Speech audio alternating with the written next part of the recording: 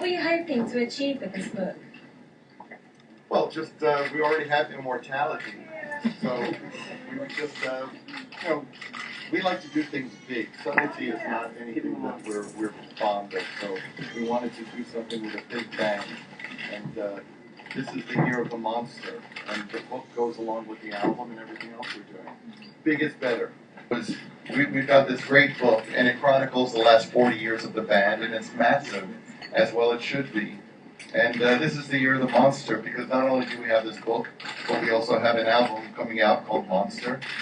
And while we're over here doing press, we thought we could make good use of the time and work with Help for Heroes, which is obviously an organization for the vets. You know, every country that's free depends upon those people to keep you free.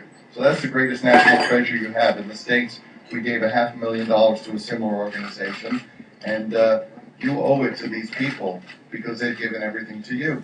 So we're donating a book to the cause, and hopefully we'll raise awareness.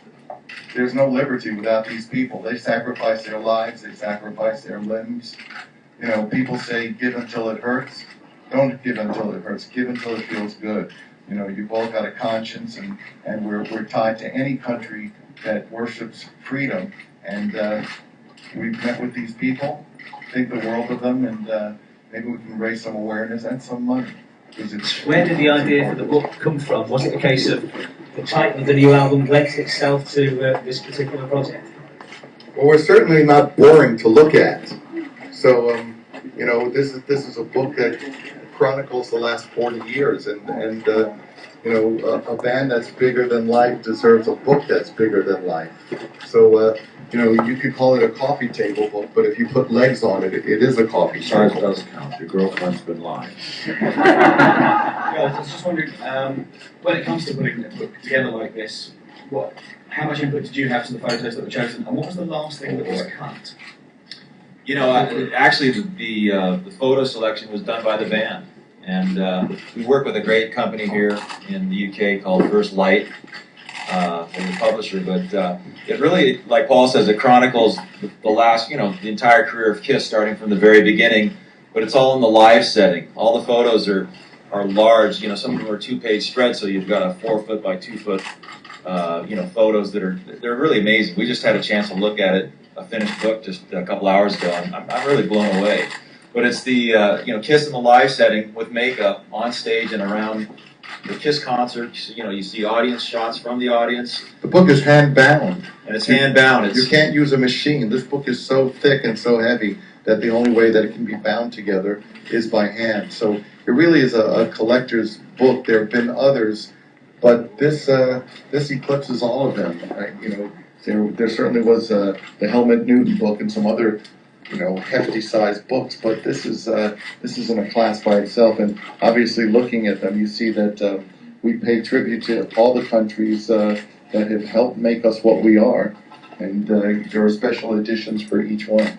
Tommy was a little remiss in his first fiduciary duty to himself. In other words, he was kind. We picked it up. We did not. This book wouldn't have been possible without Tommy Thayer, who worked his butt off, which is why he doesn't have a butt anymore, working with the fine folks here. And he spent weeks and weeks working on it, designing it with everybody, and every one of those photos were handpicked by Tommy. And the band. Back to your career, what photos stand out for you? Well, all of them. You know, I mean, there's nothing in that book that each one of us doesn't remember.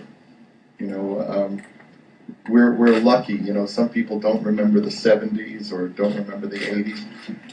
You know, we lived them and we remember it. You know, there are other bands who are clueless as to what they've been doing the last 20 or 30 or 40 years, but not the case with us. If it was worth doing, we remember it. Just a question from Australia. Is this the best cover? It's the best Australian cover, for sure. Are there any photos from Australia, do you remember? I think there might be. Will you look for yourself in the crowd? Is it? Do you plan to look at it upside down? Yes, we will do. All Australian fans will do. Stephen, question for you, a bit of a sentimental question, because you guys are noted for being tough. Do you get kind of nostalgic when you look at the pictures in the book, going back through the past? Well, it's nice to be nostalgic and still love what you're doing today. It's sad when you think of those as the good old days. You know, we're in the midst of the most amazing ride, and it's the last 40 years. So there's nothing wistful about looking at it, but it's we're damn thankful that we've been accepted the way we have, and we've kept doing what we like doing and what we love doing. So sentimental, proud. By the way, in case you're getting mixed messages from us, we're very clear about it. When it comes to our confidence and our admiration for our hard work ethic and what we do, we're unabashed and unapologetic. We're great. We're legends. We are the legends that walk the face of the earth.